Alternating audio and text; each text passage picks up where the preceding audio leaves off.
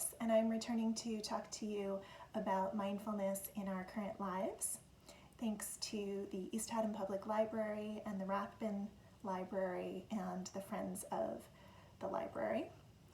And if you'd like to stay in touch after this video, you can reach me at Decadent Wellness here on Facebook, or you can find me at my website, which is decadent-wellness.com.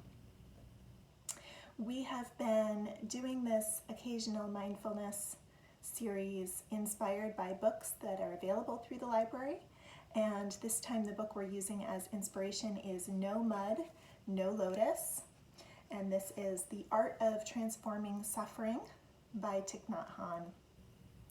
So it's a little bit of a reflective foil for the writing on the cover. It might be hard to see, but it's No Mud, No Lotus, The Art of Transforming Suffering by Thich Nhat Hanh.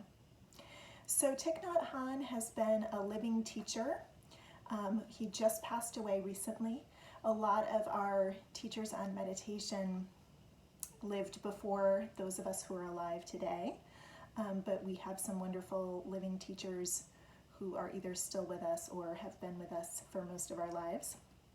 He wrote many wonderful books, and this one specifically focuses on how to work with those difficult things that occur in our lives, those difficult feelings that we have, and access happiness. He talks a lot in this book specifically about happiness. So I want to read you a passage. I could read you the whole book. It's really wonderful. It was difficult to choose a passage for our inspiration today, but I'll read you a passage that I really liked that hopefully you'll like as well. This is from page 57, and it's titled, Why the Buddha Kept Meditating. When I was a young monk, I wondered why the Buddha kept practicing mindfulness and meditation even after he had already become a Buddha. Now I find the answer is plain enough to see. Happiness is impermanent, like everything else. In order for happiness to be extended and renewed, you have to learn how to feed your happiness. Nothing can survive without food, including happiness. Your happiness can die if you don't know how to nourish it. If you cut a flower but you don't put it in some water, the flower will wilt in a few hours. Even if happiness is already manifesting, we have to continue to nourish it. This is sometimes called conditioning, and it's very important. We can condition our bodies and minds to happiness with the 5 practices of letting go, inviting positive seeds, mindfulness, concentration, and insight. So that's the passage that was our inspiration for today's talk. And I will tell you that the next sections are more detail of those 5 practices he references there at the end. So he does talk more about letting go and inviting positive seeds, and then mindfulness and concentration and insight. But I loved this point about why the Buddha kept meditating as a frame for talking about these concepts. I think it's easy to believe or just think that those who have achieved enlightenment are done. They've arrived and they can just live happily ever after. And so how encouraging to know that when we talk about meditation and mindfulness as practices, they're practices for everyone. They're not about a destination and then a check mark. And we aren't trying to accomplish, we're trying to live in a way. So when we think about how we could live in a way, sometimes it feels really overwhelming, But sometimes it gives us an opportunity to make it less overwhelming because we aren't trying to get somewhere. We're trying to find the things that we can work into our lives that give back to us, that feel like they're worth working into our lives. You know, it's not like I have to get this done.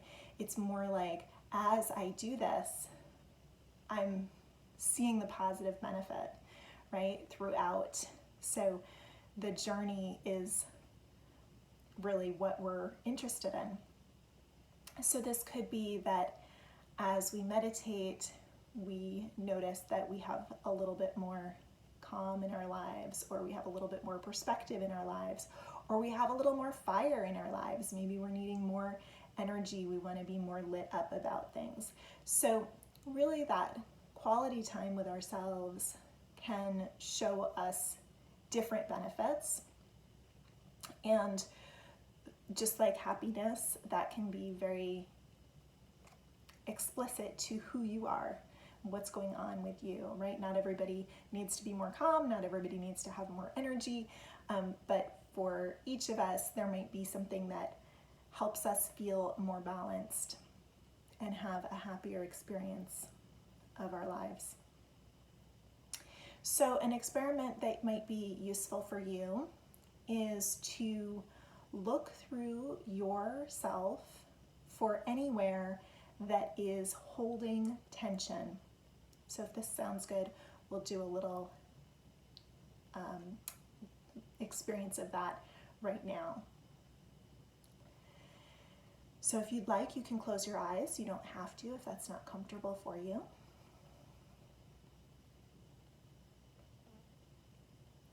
And then just start by seeing if there's any tension in your face that you could let go of. A lot of us hold tension in our jaws, so make sure that your lower teeth are dropping down away from your upper teeth. And sometimes we feel tension around our eyes or our temples. See if you can soften, let that go.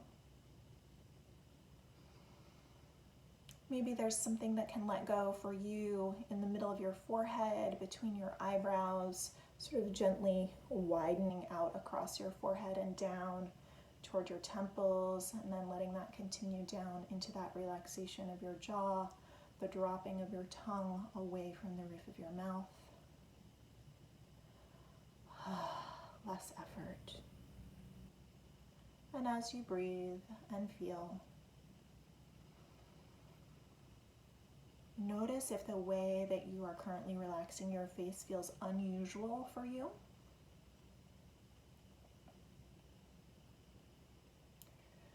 See if you can relax through your throat, through the front of your chest.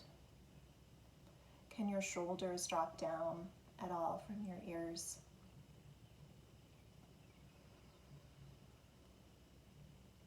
Can your breath get a little bit more generous as you exhale? So maybe a sigh or maybe just a longer exhalation. Feeling of letting go.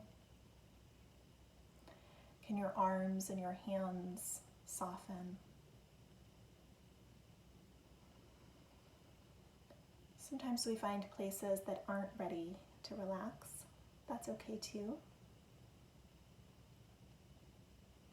Be as kind as you can with yourself in this exploration. Maybe you're able to relax your upper back, your middle back, your low back, and your abdomen. So really feeling now if there's anywhere in your upper body that can relax a little bit more.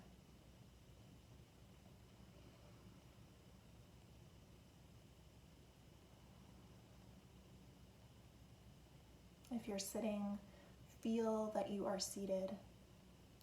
If you're in another position, just feel how you are landed in that position, whether you're standing or lounging or completely reclined.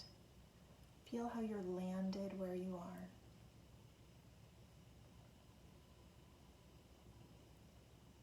See if you can relax the fronts of your thighs, the backs of your thighs, your knees,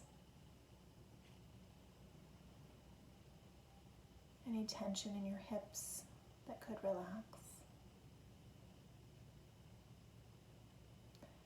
Soften your shins, your calves. See if you can let your ankles feel loose. And can your feet, your toes be at ease? Check to see if your lower body can relax any more than it already is.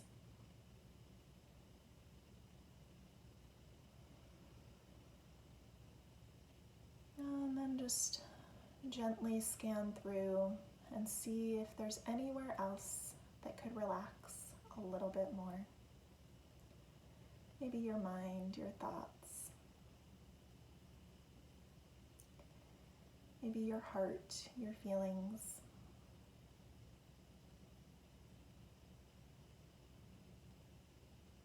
Maybe all the organs in the abdominal area could have a little less tension.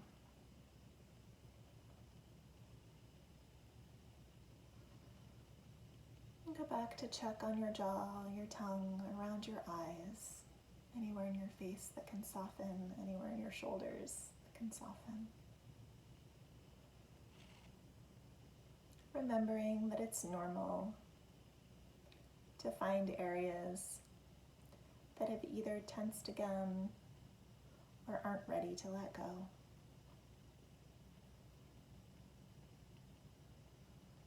Staying as kind with yourself as you possibly can.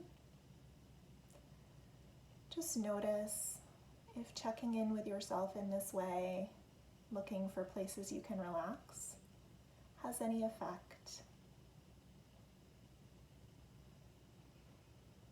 It's okay if it makes you irritable. It's okay if it makes you sleepy. It's okay if it feels like a relief. Anything it's stirring up for you, just noticing that you're bringing attention to places in a way that they might not always get that kind of attention.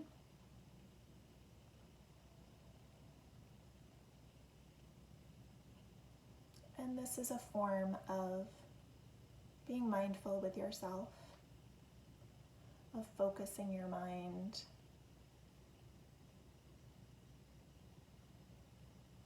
practicing being present.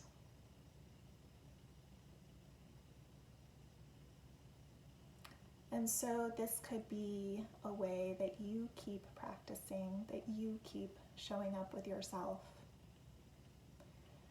We try to touch on different ways of practicing mindfulness, meditation, being with yourself, because there are many ways, and some of them may feel like a good fit for you and some of them may not. And I encourage you to stay curious about what helps you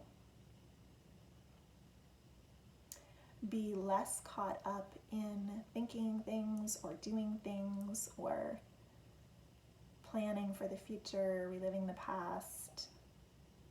What helps you be really in this moment with yourself? It can change, right? Sometimes a practice works and then it doesn't. Stay curious with yourself. And I really hope that you will find something by Thich Nhat Hanh that you can enjoy reading. I'll show the cover again here. Such an amazing resource we were blessed to have as a teacher during our lifetimes, whose teaching continues to live on now that he has passed. And again, if you'd like to be in touch, you're welcome to do so here on this post, or you can reach out to me at Decadent Wellness, or you can reach out to the libraries, East Haddam Public Library or Rathbun Library, to request a copy of this book, either for pickup indoors or outdoors. Thank you for joining us, and stay well.